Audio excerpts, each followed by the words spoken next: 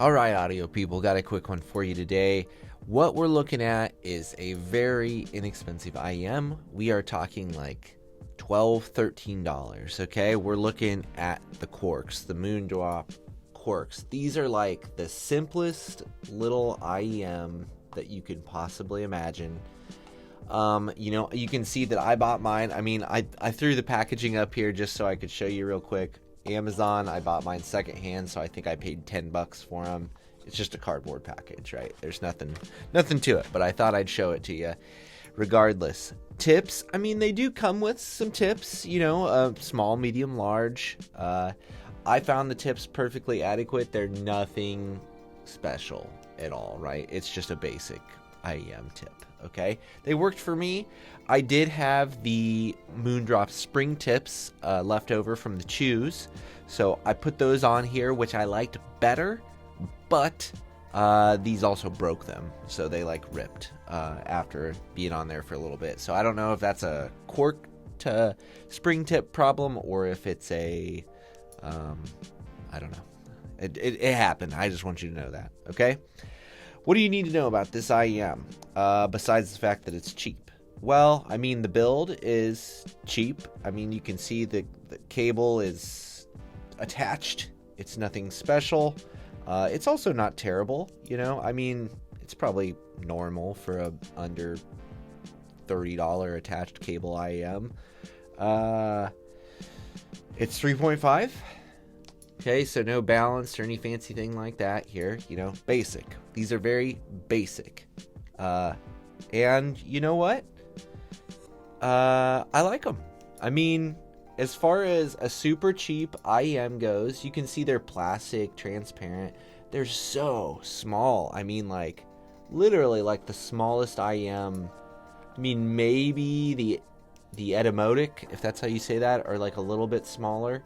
But I mean, they are just super small, incredibly lightweight, which makes them, I think, a decent choice. I mean, the sound is okay. Like, it's fine. I actually think after listening to these for quite a while, and I compared them with the Chews a little bit and some other things, but these are a very safe, tuned IEM. They're not going to have like loads of detail and things like that, but as far as just having something that's super inexpensive that you can just throw in the bag or leave a set at the office, or you know what I mean, like just a backup IEM, or if you just want to see if you even want to use IEMs, like if you don't want to spend a boatload of money, I mean, these are fine. Like, they don't sound terrible.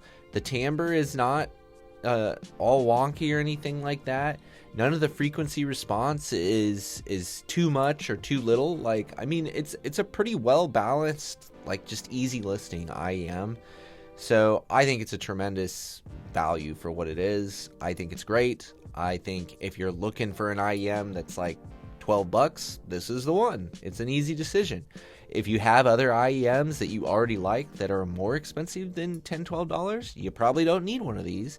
But maybe you want to get a set just to try them out, or just to throw them in your bag so you have them as a backup, right? And that's pretty much where we'll leave it. I use mine mostly with my X-Can, or I think maybe actually only with my X-Can.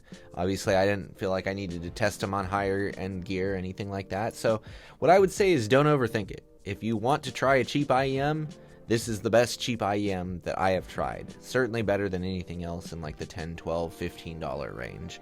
So Moondrop does it again, I would say. They, pretty well own the market, don't they? At just about every price point at this point in time.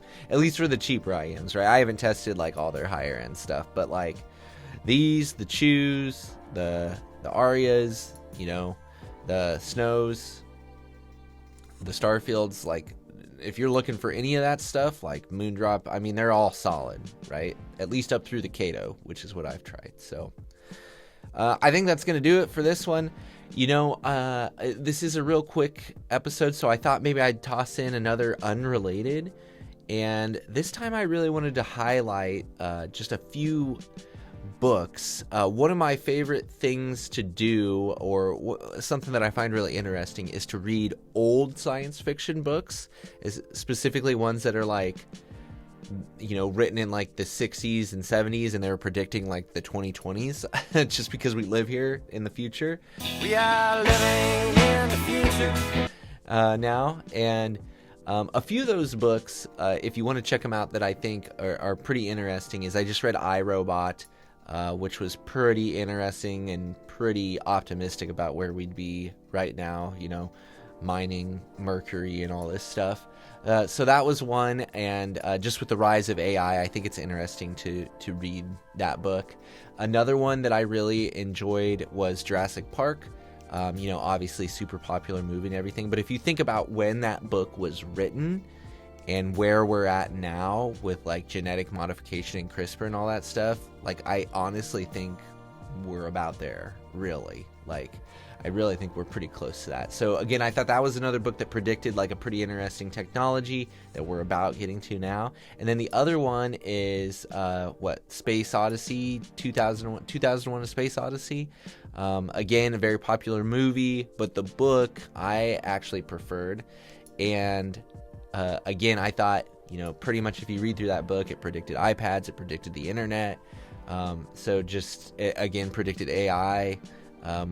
So just all those books are just really interesting, those sci-fi books, those old sci-fi books, because it's interesting to think about where we are now and where they thought we would be, and some things they hit the mark pretty close and some were not there yet. But either way, I think that's all for this one. I thank you for your time. Certainly if you have impressions of the quarks, drop them down below, or any other super cheap IEMs that you would recommend to people, that'd be cool. And then if you have any other old sci-fi books that you think are must-reads, drop those down below too, because I'd love to hear about those as well. Have a great weekend. Always appreciate you being here. I will see you in the next one.